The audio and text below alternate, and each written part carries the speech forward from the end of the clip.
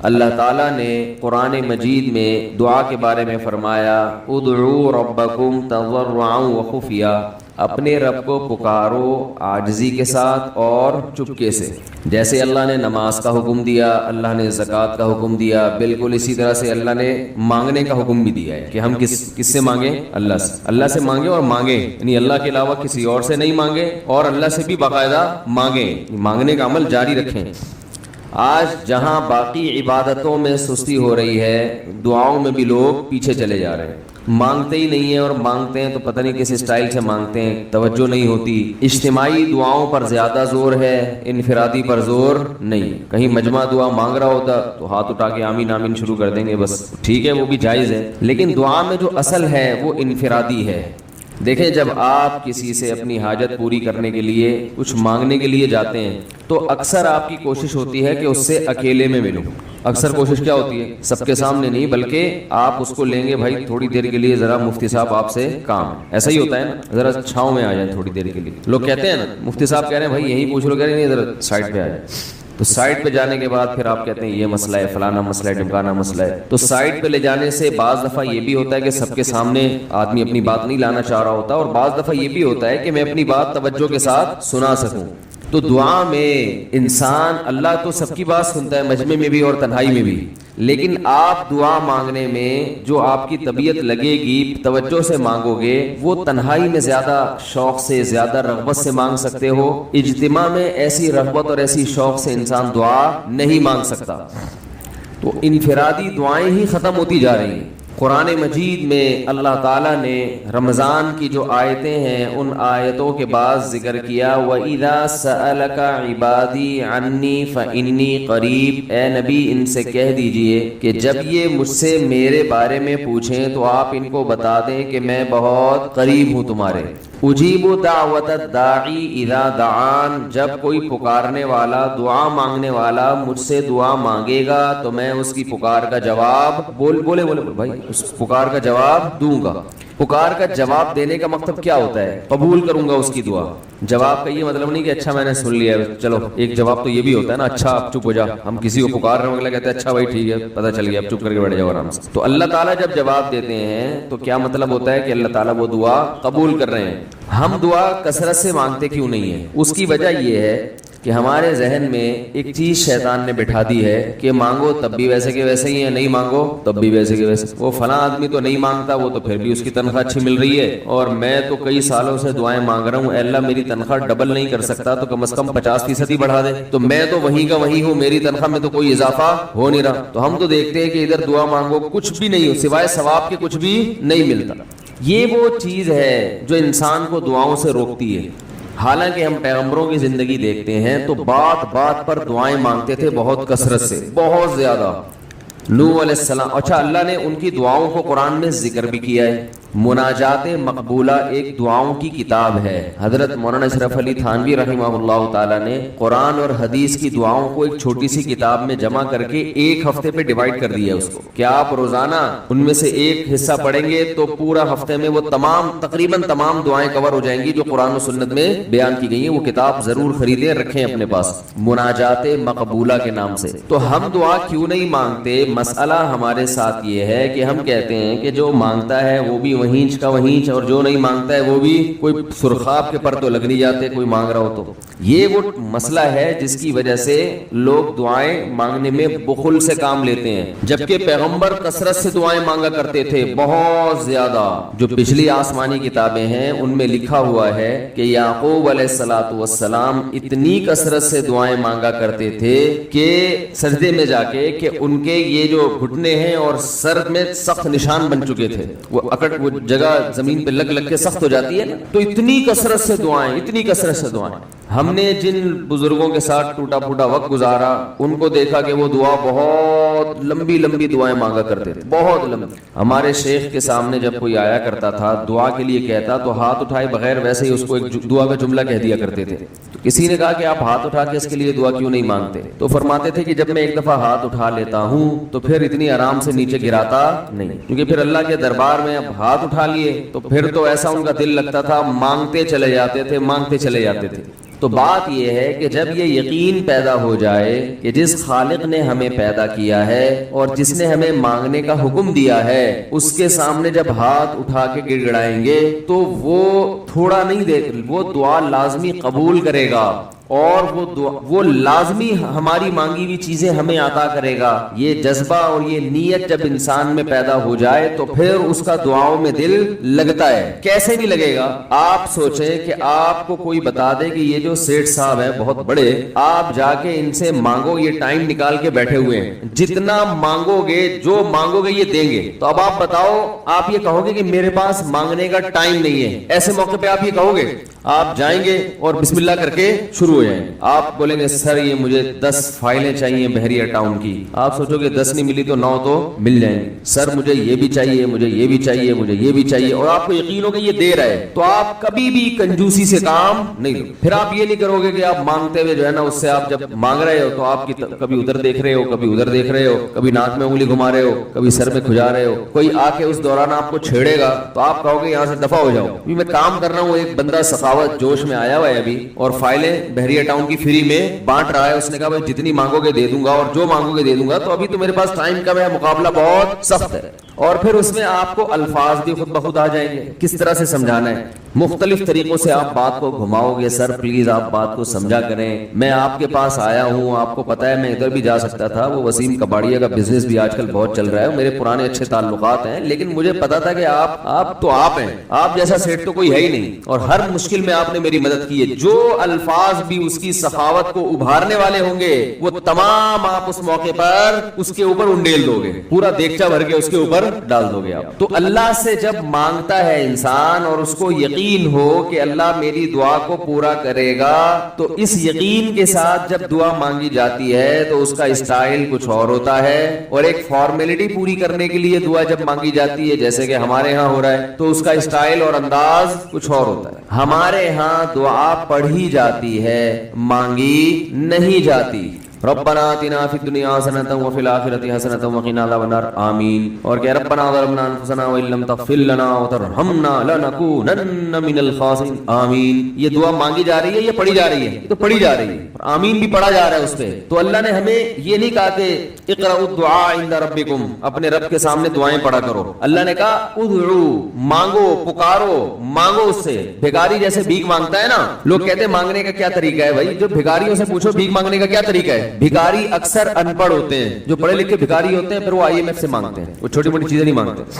بھکاری اکثر کیا ہوتے ہیں؟ ان پڑھ، جن سے ہمارا صبح شام واسطہ پڑتا ہے۔ تو یہ کسی سے بھیک مانگنے کا طریقہ سیکھ کے آتے ہیں، بولو نا بھائی، کسی سے طریقہ سیکھ کے آتے ہیں کہ یار وہ ذرا فلاں بندے سے چندہ مانگنا، ذرا طریقہ بتانا۔ اگر کوئی بتائے گا بھی تو وہ کہے گا تو اپنے پاس رکھ، مجھے پتا ہے مجھے جیب اپنی کیسے بھرنی ہے۔ اس موقع پہ جو اس کی حالت دیکھ کے نا وہ اپنا منہ بھی ٹیڑھا بیڑا کرے گا، کپڑے بھی پھٹے پرانے، اور بہت گھمائے گا بات کو، ایسے منہ بنائے گا جیسے دنیا میں اس سے زیادہ غریب اور محتاج کوئی ہے ہی نہیں۔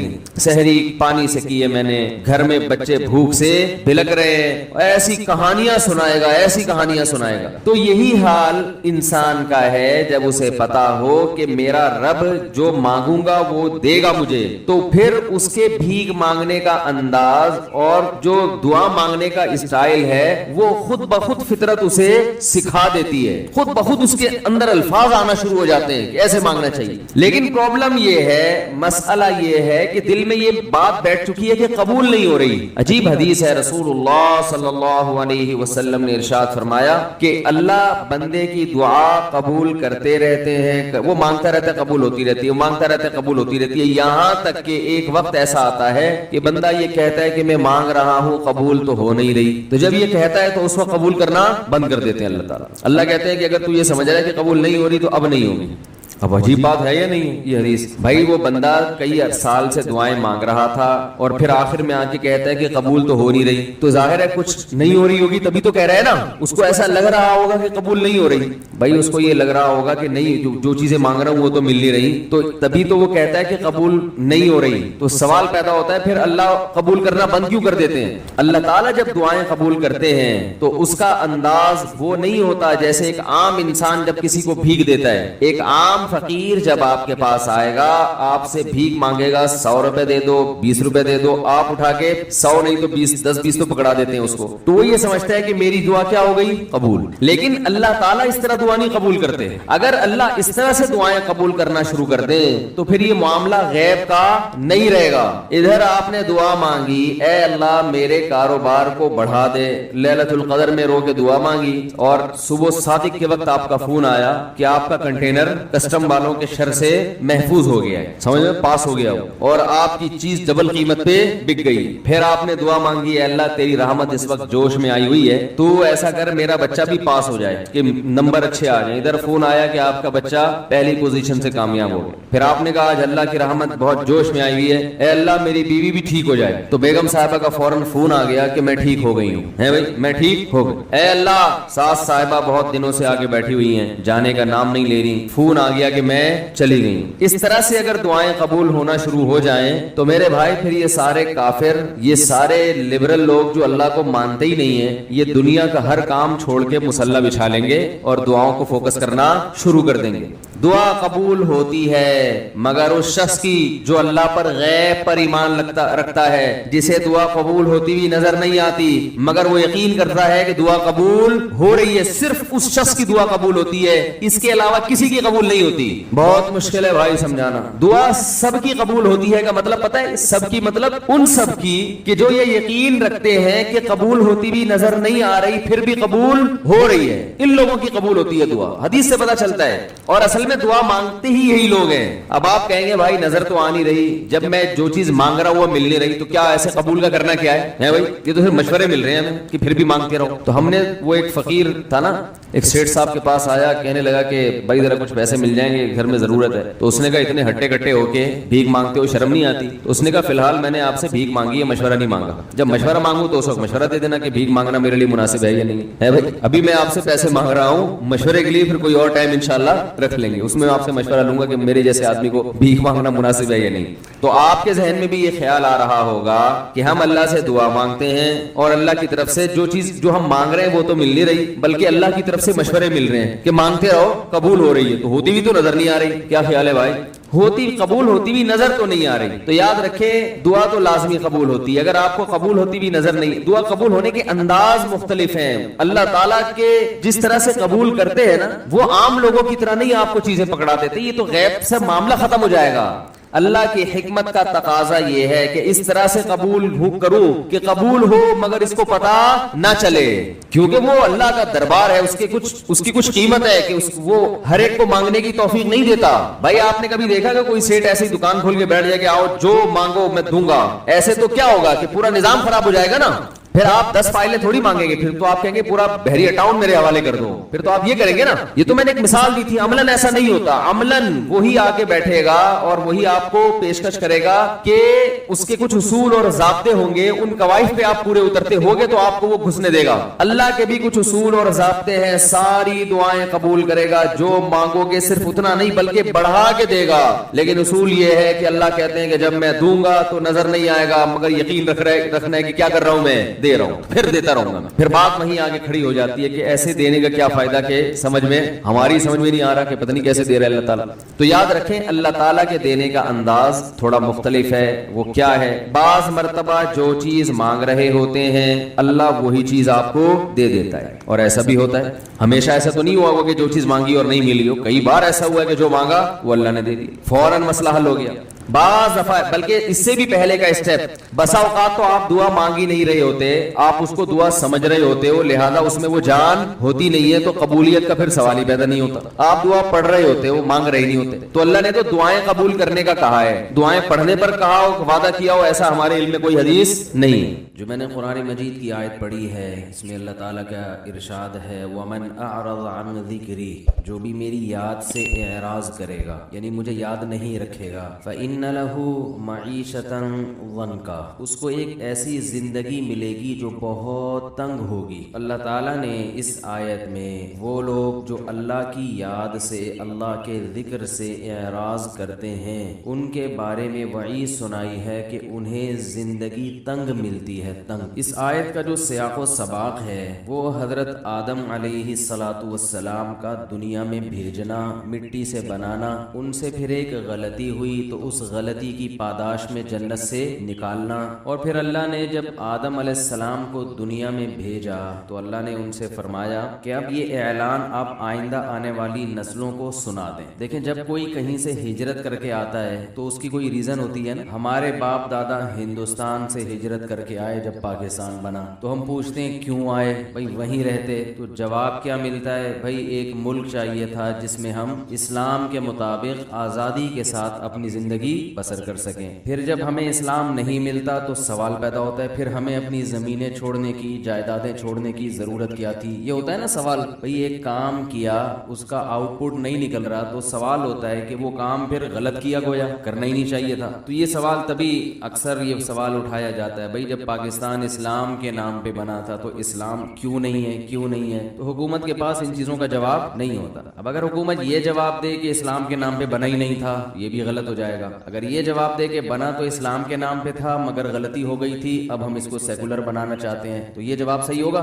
واہ بھائی لاکھوں لوگ شہید ہو گئے، اب آپ کہہ رہے ہو کہ غلطی ہو گئی۔ وہ جیسے ہے نا ایک آدمی نے ایسے اپنے بازو نا ایسے جیسے باڈی بلڈر ہوتے ہیں نا ایسے دکھائے اور کسی مشہور بلڈر کا نام لیا، کہا آئی ایم فلاں، کوئی بلڈر ہوگا بڑا۔ دوسرے نے کہا آئی ایم کوئی اس سے بڑے بلڈر کا نام لے لیا، آئی ایم مثلا بلڈر نہیں کراٹے مین کا، آئی ایم بروس لی، ایک ایسے لات ہوا میں گھمائی۔ تو تیسرے نے ان دونوں کو ایک مکہ لگایا اور کہا کہ I am sorry, you are Bruce Lee, you are کچھ بھی لگا دیں اس کے آگے، اینڈ آئی ایم کیا ہوں، سوری۔ تو ایسے ہی لاکھوں لوگ شہید ہو گئے۔ پرسوں کسی نے بتایا کہ ان کے رشتہ دار جب 1948 میں مائگریٹ کر کے آئے تھے، 15-20 افراد میں صرف 2 زندہ بچے، باقی سب راستے میں ہندوؤں کے ہاتھوں شہید ہو گئے۔ بڑی قربانی ہے لوگوں کی پاکستان بنتے ہوئے۔ اب آپ اگر کہیں کہ بھائی اس میں اب جس اسلام کے لیے یہ قربانی دی گئی وہ اسلام کہاں ہے، تو گورنمنٹ کہتے ہیں I am sorry, we are sorry, ہم سے غلطی ہو گئی، نہیں بنانا چاہیے تھا۔ تو یہ جواب درست ہوگا بھائی؟ غلط ہوگا۔ تو اسی طرح جب اللہ نے آدم علیہ السلام کو جنت سے دنیا میں بھیجا، اس مکھی کو کوئی کنٹرول کرے، یہ رفیع بھائی آپ کے علاوہ کوئی کنٹرول نہیں کر سکتا۔ تو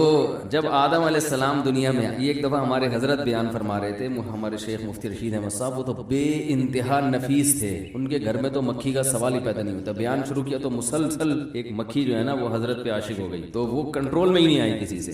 تو آدم علیہ السلام کو اللہ نے اس مٹی سے پیدا کر کے جنت میں رکھا۔ وہ جنت کہاں تھی یہ چیزیں ہمیں بتائی نہیں گئی ہیں، آسمانوں پہ تھی یا کوئی اور جہان تھا، واللہ عالم۔ جو چیز جتنی بتائی گئی ہے ہم اس پر اتنا ایمان رکھ۔ ان سے ایک غلطی ہوئی جنت سے، کبھی غلطی کے لفظ پہ توہین انبیاء کا کیس نہ بن جائے میرے خلاف۔ آج کل عشق رسول کا ایک یہی بہترین طریقہ ہے کہ الفاظ پکڑ پکڑ کے توہین کے فتوے لگاتے رہو۔ بہرحال آدم علیہ السلام سے اب تو غلطی ہو گئی، کیونکہ میں نے بول دیا نا غلطی ہوئی، تو رجوع کا آپشن بھی نہیں۔ تو وہ اللہ نے منع کیا اس درخت سے مت کھاؤ، آدم علیہ السلام نے کھا لیا۔ اور کھایا کیوں؟ قرآن نے اس کی وجہ بیان کی ہے۔ شیطان حضرت آدم علیہ السلام کے پاس آیا اور کہا هل ادلک علی شجرۃ الخلد وملک لا یبلی، میں ایسے درخت کا پتہ نہ بتاؤں جسے کھانے کے بعد موت ختم ہو جائے گی، ہمیشہ جنت میں رہو گے۔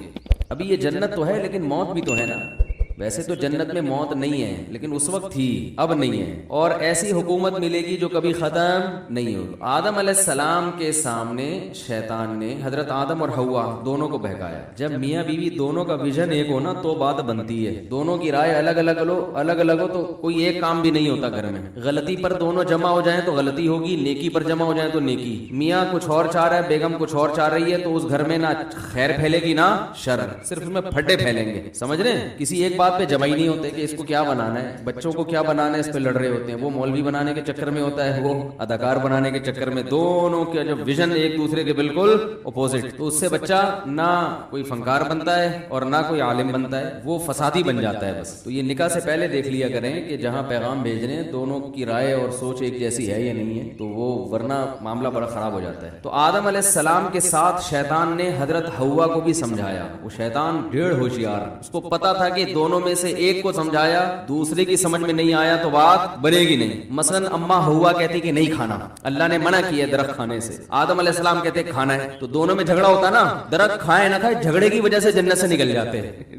اللہ میاں کہتے کہ یہاں تو میں نے تم دونوں کو رکھا تھا آپس میں محبت کے لیے, اس پہ بھی تم لڑ رہے ہو, تو یہ تو جنت کا ماحول خراب ہو رہا ہے. اور درخت کھا کر تو توبہ کے ذریعے تلافی ممکن تھی, جب آپس میں جھگڑا ہوتا نا تو توبہ کر لیتے, مگر جھگڑا ختم, دنیا میں آنے کے بعد پھر جھگڑا کر رہے ہوتے کہ تم نے مجھ سے جھگڑا کیا تھا جس کی وجہ سے اللہ نے ہمیں جنت سے نکالا. دیکھو شیطان نے جنت سے نکلوایا تو شیطان سے پھٹا ہو گیا قیامت تک کے لیے. اب اگر آدم علیہ السلام کہتے کھاؤ, اما ہوا کہتی ہے نہیں کھاؤ, اور پھر کھا لیا جاتا تو اما ہوا کہتی آپ کی وجہ سے جنت سے نکالا گیا ہے, تو وہ پھٹا قیامت تک چلتا, وہ ختم ہونے والا نہیں تھا. سب یہی کہہ رہے ہوتے, ہر عورت اپنے میاں پہ بلی ڈالتی.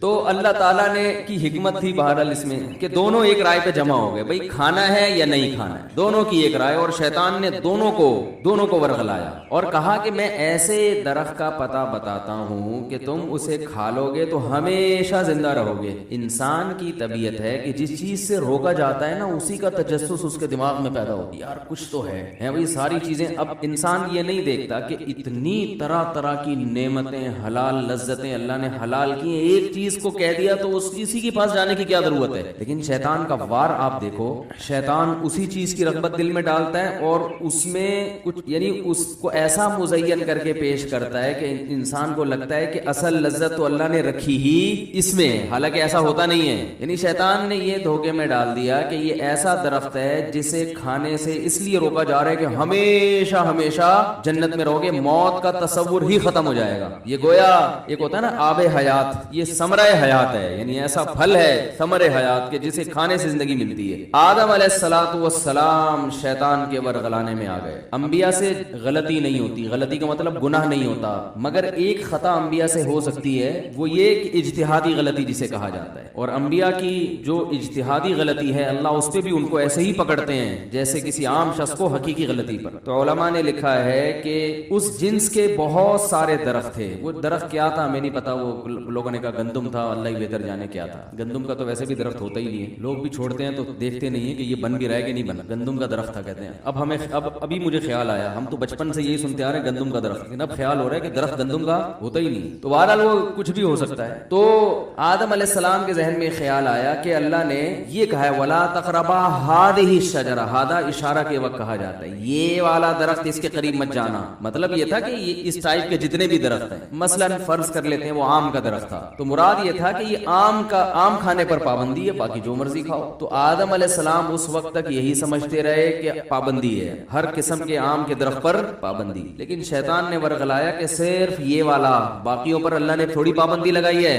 تو ان کے دل میں وسوسہ آ گیا کہ باقی کھا لو. اب یہ غلطی اس لحاظ سے ہے کہ جب کوئی شخص کسی کو آرڈر دیتا ہے نا تو پہلی مرتبہ اس کا جو مطلب سمجھ میں آئے اصل مطلب وہی ہوتا ہے, اسے بھی سبق ملتا ہے. اور جو مطلب بعد میں آئیں بائیں شائیں کر کے ضرورتیں اور حاجات کی بیس پہ سمجھ میں آئے وہ اصل مطلب نہیں ہو. اس سے تقلید کا وجوب بھی ثابت ہوتا ہے کہ مسائل میں کسی ایک مسلک کو فالو کرو. لوگ مجھ سے مسئلہ پوچھتے ہیں جی ولی کی اجازت کے بغیر نکاح, میں کہتا ہوں جائز, فقہ حنفی میں جائز ہے. بھائی میں تو شافعی فقہ کو فالو کرتا ہوں, میں تو اہل حدیث ہوں, تو آپ کے لیے جائز نہیں ہے ولی کی اجازت کے بغیر نکاح. جی وہ تو قرآن حدیث کی روشنی میں جواب چاہیے مجھے. تو میں ان سے کہتا ہوں آج تک تو قرآن حدیث کی روشنی, آپ جو روشنی ڈالتے رہے ہیں وہ اہل حدیث ڈالتے رہے ہیں آپ کے خیال کے مطابق. اب لڑکی کا ابا راضی نہیں ہے تو اب آپ کو امام ابو حنیفہ کا قول قرآن حدیث کی روشنی میں بالکل سمجھ میں آ رہا ہے. اب میں قرآن حدیث سے دلائل دوں گا تو بالکل یہ ہے دلائل. تو جب پہلی مرتبہ یہ مسئلہ انہوں نے سنا تھا تو ان کو وہ والی رائے درست لگی تھی جس میں نکاح نہیں ہوتا. اور حنفی علماء کے جو دلائل ہیں نا قرآن حدیث والے, وہ ان کو بالکل غلط لگ رہے تھے. لیکن جب اپنا مسئلہ آیا تو اب یہ والے صحیح لگ رہے ہیں, وہ والے بولتے کیوں نہیں بھائی غلط لگ. جب تک 3 طلاقیں نہیں دی ہوتی تو مفتی طارق مسعود صاحب کے بیان بھی بہت اچھے ہیں, مولانا طارق جمیل صاحب بھی زندہ باد, اور امام حنیفہ کی تو کیا ہی کہنا بھائی, بڑے آرام سے دلائل سمجھ میں آتے ہیں. لیکن جب دے دی 3 تو اب وہ دلائل سمجھ میں آ رہے ہیں جن میں 3 نہیں ہوتی. یہ انسان کی نیچر ہے, اسی پہ پابندی لگانے کے لیے علماء نے کہا ہے کہ ایک مسلک کو فالو کیا جائے. خواہشات کی بیس پہ دین تبدیل کرنا, قرآن حدیث کا لیبل ہر شخص لگاتا ہے, لیکن آپ کو اس کے دلائل زیادہ سمجھ میں آتے ہیں جہاں آپ کی خواہشات جا رہی ہوتی ہیں. ایک تو ویسے بھی یاد رکھو انسان کو پرومیننٹ ہونے کا بڑا شوق ہے, نمایاں ہونے کا. جو سب جس کو فالو کر رہے ہو نا اسی کو فالو کرو گے تو اخبار میں نام تھوڑی آئے گا. ارے بھائی کسی کنٹری میں ایک ہی فقہ کو فالو کیا جا رہا ہو صدیوں سے, آپ بھی उसी को फॉलो करोगे तो कोई चैनल चलेगा आपका, अखबार में नाम आएगा, शोहरत होगी। आप कुछ अलग से कोई चीज लेकर आओ मार्केट में, नमाज भी आपकी थोड़ी सी डिफरेंट हो, मसाइल भी थोड़े से डिफरेंट हो, और सबको गलत कहो कि ये सारे गलत हैं, मैं हूं सही, तो फिर आपकी दुकान चलेगी। समझ में आ रही है बात? तो बाज लोगों को कुरान हदीस के दलाइल इसलिए समझ में आ रहे होते हैं, हालांकि दलाइल दूसरी तरफ भी होते हैं, लेकिन ये वाले इसलिए समझ में आ रहे होते हैं कि इनसे उनकी दुकान चल रही होती है। और वैसे भी 3 तलाक के मसले में तो अहले हदीस का मसलक 100% गलत है। 3 तलाक में तो उनसे फतवा लेना किसी भी सूरत में जायज नहीं है। ये अलग टॉपिक है, इस पे मैं कई दफा दलाइल से बात कर चुका हूँ, दोबारा रिकॉर्ड करवाऊंगा इंशाल्लाह। अभी मैं असल टॉपिक की तरफ आता हूँ। तो अब देखें, आदम अलैहिस्सलातु वस्सलाम को जब ये कहा गया कि भाई ये दरख्त नहीं खाना, तो उस वक्त उनके जहन में ये आ गया था कि ये और इस जैसे दूसरे भी सब हराम है, तो वो सही मतलब था। लेकिन शैतान ने क्या कहा, भाई ये वाला दरख्त यही तो असल है, तो अब ये ना खाएं, इसके साइड वाला खा लें जो साथ में लगा हुआ है। अब चूंकि उसमें एक अट्रैक्शन शैतान ने पैदा कर दी कि भाई इससे जो मना किया गया ना वो रीजन है, और रीजन यही है कि हमेशा जिंदा रहोगे, तो अब आप ये वाला खा लें। आदम अलैहिस्सलाम और अम्मा हव्वा दोनों को समझाता रहा, दोनों सोच में पड़ गए, दिल चाह रहा है खाने का। उन्होंने कहा चलो ये वाला नहीं तो ये वाला कौन सा अल्लाह ने सराहतन मना किया है, खा लेंगे। अल्लाह पूछेगा तो हम कहेंगे अल्लाह ये वाला थोड़ी था, तूने तो ये वाला कहा था, अच्छा गलती हो गई, आई एम सॉरी। ठीक है ना, अल्लाह हमसे क्या हो गई, गलती हो गई। तो जैसे अब ये गलती जानकर ऐसी नाफरमानी नहीं है, क्योंकि एक ऐसी गलती है जिसकी तावील मुमकिन है। अब जैसे ही खाया है, कुरान कहता है फ़अकला मिन्हा फ़बदत लहुमा सौआतुहुमा, सबसे पहली सजा क्या मिली है, अल्लाह ने लिबास छीन लिया। देखो ये सजा के तौर पर बयान किया, लिबास छीन लिया, मियाँ बीवी दोनों बरहना हो गए। हालांकि मियाँ बीवी का आपस में कोई पर्दा बोलो भाई नहीं है, लेकिन इससे एक बात पता चलती है कि अगरचे पर्दा नहीं है, लेकिन नॉर्मली हालात में हया का तकाजा है कि वो लिबास पहन के रहे, इससे इंसान को शर्म आती है। अब मियाँ बीवी का पर्दा नहीं है, तो अब ये तो नहीं कि आप बगैर कपड़ों के घर में घूमना शुरू कर दें, नॉर्मल कंडीशन में भी आप ऐसे ही घूमते नहीं, हया के खिलाफ है। इस्लाम में बहुत बड़ी सजा है कि कोई देखने वाला भी नहीं है फिर भी लिबास छीन लेना, बेलिबास होना, ये क्या है, सजा है। तो उन लोगों की अकल पे मातम करो जो खुद से बगैर लिबास की जिंदगी गुजारते हैं, जबकि देखने वाले नामहरम बहुत होते हैं। बहुत मुश्किल है भाई वो खवातीन जो बेलिबास होके जिंदगी गुजारती हैं, और सिर्फ शोहर नहीं, उन पे नामहरम मर्दों की भी बहुत नजरें पड़ रही होती हैं। तो वो कितनी बेअक्ली है, उनकी हया कैसी खत्म हो चुकी है कि जो चीज सजा थी वो उसको एंटरटेनमेंट समझ रहे हैं। तो लिबास इंसान की जीनत है, बेलिबास होना ये फितरत के, बोल लो ना भाई क्या जा रहा है, फितरत के खिलाफ है, ये सजा है कपड़े छीन लेना। लेकिन आप गोरों को देखो, बगैर कपड़ों के भी कोई उन पे सेहत पे असर नहीं पड़ता। हम उज़्बेकिस्तान में स्विमिंग कर रहे थे, एक गोरा भी नहा रहा था, रशिया का गोरा था, हमें नहीं पता था, अल्हम्दुलिल्लाह अल्लाह का बड़ा फजल है, हमें नहीं पता था, हम नहाते रहे, अकेला वो और बाकी हम सब पाकिस्तानी। थोड़ी देर में जब वो निकल के गया है तो पता ये चला कि क्या पता बताऊं आपको मैं, हमने कहा पहली दफा हमने ऐसा मंजर देखा था, बिल्कुल ऐसे निकला है, और लड़कों ने कहा एकदम वो ये क्या हो गया, एकदम बौखला गए ना, ये क्या है भाई, कुछ भी नहीं, और उसको कोई शर्म भी नहीं आ रही, ऐसे चलता हुआ जा रहा है। हमने कहा ये है तरक्की। तरक्की की डेफिनेशन समझ में आई। हम थे पसमानदा कंट्री के, आधे कपड़े तो हमने कम से कम घुटने और नाफ तक तो लिबास ढांपा हुआ था ना, और कुछ जो ज्यादा शर्मीले थे वो टी शर्ट पहनी हुई थी, उन्होंने उनको चापे दिखाते हुए भी शर्म आ रही थी अपनी। तो मैंने कहा यार ये तरक्की का मैयार बन चुका है कि जितने कपड़ों में होगा उतना गरीब और पसमानदा समझा जाएगा,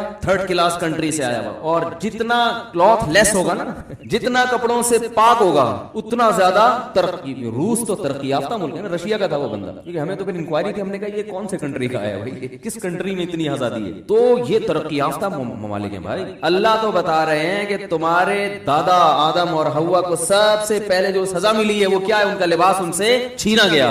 वतफिका यख्सिफानी अलैहिमा मिन वरकिल जन्ना, और कुरान के अल्फाज देखो, फौरन जन्नत के दरख्तों के पत्ते तोड़कर अपने जिस्म को ढांपने लगे। शर्म आ रही थी उनको, एक दूसरे से हया आ रही थी कि सबसे पहला काम ये करो कि अपने जिस्म को ढांपो। तो ये नंगापन जो आजकल औरतों में आ रहा है, मर्दों में आ रहा है, चड्डे पहन पहन के घूम रहे हैं, कोई तहजीब नहीं है मेरे भाई, ये सजा है, ये तहजीब नहीं है। शरीयत में मर्द को हुक्म है कि नाफ से घुटनों तक ये 24 घंटे छुपाना है, समझ रहे, ये महरम से भी छुपाना है और नामहरम से भी छुपाना है। और औरत को हुक्म ये है कि वो अपने चेहरे और दोनों हाथों की कलाइयों के अलावा पूरा ड्रेस नामहरम से हर वक्त छुपाए, और फितने का अंदेशा हो तो चेहरा छुपाना भी फर्ज है। और जवान औरत को चूंकि फितने का अंदेशा है, लिहाजा उसके बारे में फतवा यही है कि उस पर चेहरे का पर्दा फर्ज है। जो ये कहता है जवान औरत के चेहरे छुपाना फर्ज नहीं है, उसमें फितना नहीं है, तो वो पागल है। सारा फितना कहां से होता है, चेहरे से होता है। तो ये इस्लाम का एक बनाया हुआ निजाम है, करना पड़ेगा। और इसी तरह जो खवातीन घर में रहती हैं जहां सब महरम हो, तो ठीक है वहां چہرہ بھی کھول سکتی ہیں, کلائیاں بھی کھول سکتی ہیں, لیکن کھول سکنے کا مطلب یہ نہیں کہ کھولیں.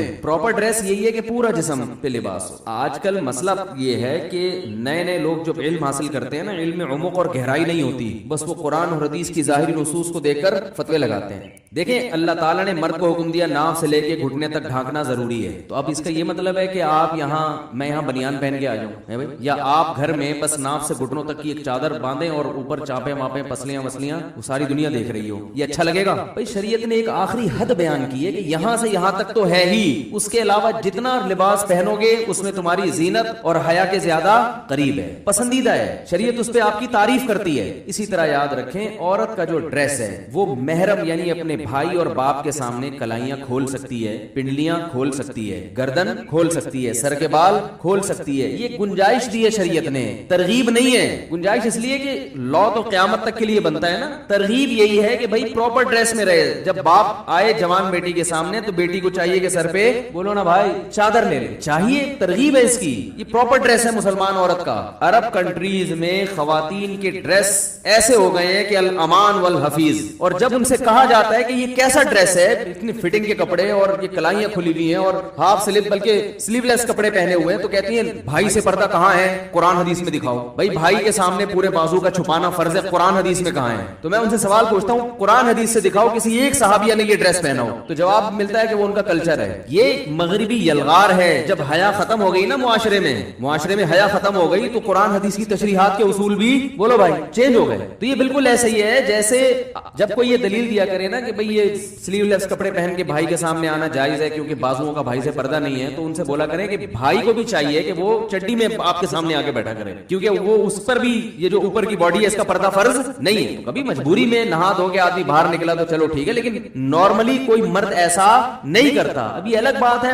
مرد پراپر ڈریس پہن رہا ہے اور اس کے لیے اس کو قرآن و حدیث سے دلیل نہیں چاہیے. عورت آدھے کپڑے پہن رہی ہے اور دلیل میں قرآن و سنت کا حوالہ پیش کر رہی ہے, اس کا مطلب ہے کہ یہ قرآن و سنت نہیں ہے, اپنی خواہشات ہے جس پر, اور حیا بے حیائی ہے, بے شرمی ہے, جس پر لیبل کس کا لگایا جا رہا ہے, قرآن و سنت کا. اس کی میں ایک مثال دیتا ہوں, اس سے بات سمجھ میں آئے گی. بعض خواتین یہ دلیل دیتی ہیں کہ عورت کے لیے بال کٹوانا جائز ہے. دلیل حدیث, رسول اللہ صلی اللہ علیہ وسلم کا جب انتقال ہوا تو امہات المومنین نے اپنے بال چھوٹے کرا لی آپ صلی اللہ علیہ وسلم کی وفات کے بعد. تو جب امہات المومنین کے لیے بال چھوٹے کرانا جائز ہے اور کسی نے اس پر انکار نہیں کیا, تو آج خواتین بال چھوٹے کیوں نہیں کرا سکتی؟ دلیل سمجھ میں آئی ہے بھائی؟ آ رہی ہے سمجھ میں دلیل؟ یہ دلیل غلط ہے. آج خواتین جو بال چھوٹے کرواتی ہیں زینت پیدا کرنے کے لیے, شو مارنے کے لیے. امہات المومنین نے شو ختم کرنے کے لیے بال چھوٹے کروائے ہیں, زینت کو ختم کرنے کے لیے, کہ جس کے سامنے بن سمرا کرتی تھی محمد صلی اللہ علیہ وسلم, جب ان کا انتقال ہو گیا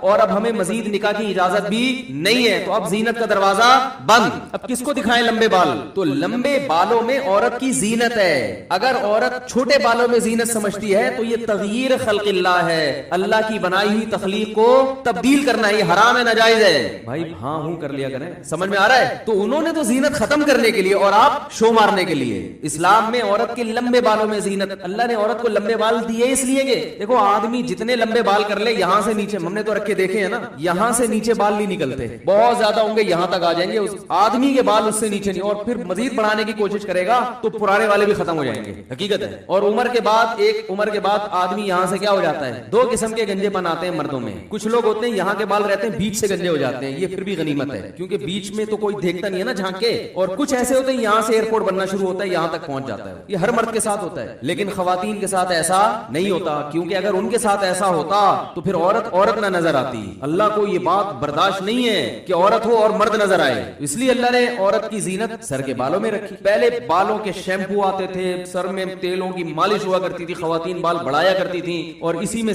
ہمیشہ مسلم معاشرے میں ایسا ہی ہوتا رہا ہے. اب گوروں میں, انگریزوں میں یہ پھر اس وقت کوئی دلیل نہیں دیتی تھی خاتون کے امہات المومنین نے بال کٹوا لیے تھے. وہ بھائی نبی کی موجودگی میں کبھی بھی نہیں کٹوائے, وفات کے بعد کٹوائے. اس وقت کوئی خاتون یہ دلیل نہیں دیتی تھی کہ حدیث بخاری کی حدیث ہے اور مسلم کی حدیث ہے, حدیث نمبر یہ, صفحہ نمبر یہ, حدیث کا حوالہ نمبر مریے اور یہ جو ہے نا علماء کے پاس تو کوئی دلیل نہیں ہے, ادھر تو امہات المومنین سے بال کاٹنا ثابت ہے. اس وقت کچھ نہیں, کیونکہ اس وقت زینت سمجھی جاتی تھی. جب انگریز برِ صغیر میں آیا, حضرت حکیم الامہ مولانا اشرف علی تھانوی رحمہ اللہ نے لکھا ہے کہ ہماری عورتیں ان کی عورتوں کو دیکھ کر ان سے متاثر ہونے لگی ہیں, اور اس کے اثرات آئے. وہی پرکٹی کس ٹائپ کی عورتیں ہوتی ہیں نا, بال کٹی, وہی پینٹیں, وہی شرٹیں, وہی سارا کلچر ہمارے یہاں آ گیا. اب اس پہ لیبل کیا لگا لیا, قرآن حدیث میں ناجائز کہاں ہے, ناجائز کہاں لکھا ہوا. عرب کے اکثر عربوں کا کلچر تباہ ہو گیا, حیا ختم ہو گئی. تو بچپن میں اپنی بچیوں کو سکھایا کریں کہ باپ جب گھر میں آئے, جوان بیٹی سر پہ بولو بھائی چادر لے, بھائی جب آئے تو جوان بہن کو چاہیے کہ سر پہ دوپٹہ لے. زیادہ سختی نہ کریں, حلال و حرام کا مسئلہ نہیں ہے, لیکن کم از کم جو بے حیائی ہمارے معاشرے میں پھیل رہی ہے, جو ماڈرنزم پھیل رہا ہے جس قسم کا, جس سے حیا ختم ہوتی جا رہی ہے, اس کے خلاف کچھ تو انسان جہاد کرے نا, کچھ تو رکاوٹ ڈالے اس میں.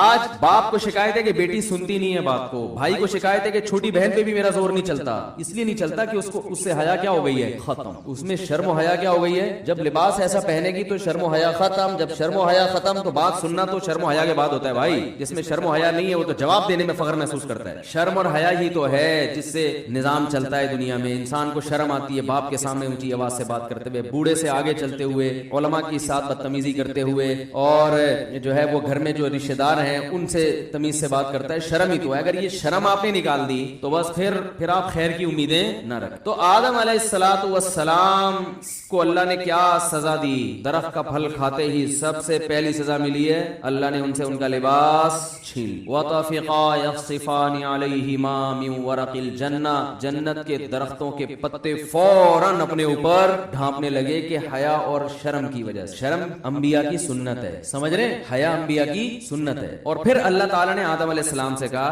وَطَفِقَا يَخْصِفَانِ عَلَيْهِمَا مِنْ وَرَقِ الْجَنَّةِ وَنَادَاهُمَا رَبُّهُمَا أَلَمْ أَنْهَكُمَا عَنْ تِلْكُمَا الشَّجَرَةِ وَأَقُلْ لَكُمَا إِنَّ الشَّيْطَانَ لَكُمَا عَدُوٌّ مُبِينٌ. اے آدم کیا میں نے تم دونوں سے پہلے نہیں کہا تھا کہ اس درخت کے قریب مت جانا, اور میں نے پہلے بتا دیا تھا کہ شیطان تم دونوں کا کھلا ہوا دشمن ہے, وہ تمہیں ورغلانے کی کوشش کرے گا. اب دیکھو شیطان کا ورغلانے کا اسٹائل بھی سمجھ میں آ گیا یہاں کہ شیطان ورغلاتا کیسے. لوگ یہ سمجھتے ہیں کہ شیطان گناہ کی خواہش دل میں ڈالتا ہے, یہ غلط ہے. گناہ کی خواہش یہ ویسے ہی دل میں ہوتی ہے. لوگ کہتے ہیں نا رمضان میں شیطان بند ہو جاتا ہے تو گناہ کیوں ہوتا ہے, تو گناہ کی جو خواہش ہے نا یہ شیطان, بڑی پیاری بات کی ہے علماء نے کہ شیطان کو اللہ نے حکم دیا تھا آدم علیہ السلام کو سجدہ کرو, شیطان نے نہیں کیا, تو شیطان کو کس شیطان نے ورغلایا تھا, کیا ہو گیا بھائی, شیطان کو کسی شیطان نے بولا تھا کہ سجدہ نہیں کرو, یہ مٹی سے بنا اور تمہاری ویلیو گر جائے گی, تم آگ سے بنے ہوئے, تم مٹی کو سجدہ کرو گے تو تمہاری ویلیو ختم ہو جائے گی. یہ پٹیاں کس نے بنائی تھی, کوئی اور شیطان تھوڑی تھا. شیطان کی اپنے ذات میں حسد اور جیلسی. تو انسان